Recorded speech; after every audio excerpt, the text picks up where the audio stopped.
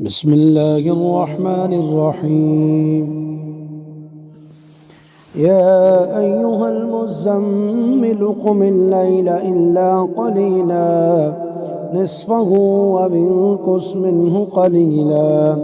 أو زد عليه ورتل القرآن ترتيلا إنا سنلقي عليك قولا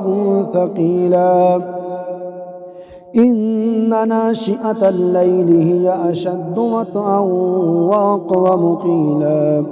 إن لك في النهار سبحا طويلا واذكر اسم ربك وتبتل إليه تبتيلا رب المشرق والمغرب لا إله إلا هو فاتخذه وكيلا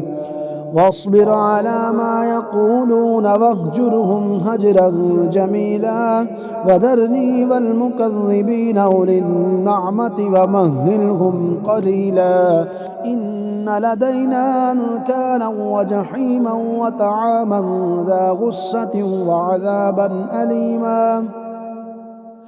يوم ترجف الأرض والجبال وكانت الجبال كثيبا مهيلا إنا أرسلنا إليكم رسولا شاهدا عليكم كما أرسلنا إلى فرعون رسولا فعصى فرعون الرسول فأخذناه أخذا وبيلا فكيف تتقون إن كفرتم يوما يجعل الولدان شيبا السماء منفطر به كان وعده مفعولا إن هذه تذكرة فمن شاء اتخذ إلى ربه سبيلا إن ربك يعلم أنك تقوم أدنى من ثلثي الليل ونصفه وثلثه وطائفة من الذين معك والله يقدر الليل والنهار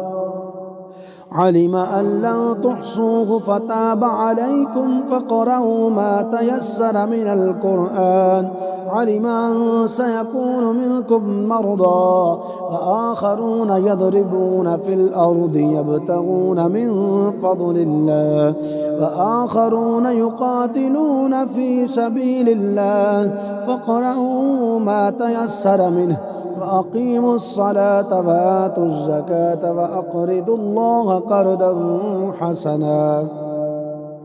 وما تقدموا لأنفسكم من خير تجدوه عند الله هو خيرا وأعظم أجرا واستغفروا الله إن الله غفور رحيم.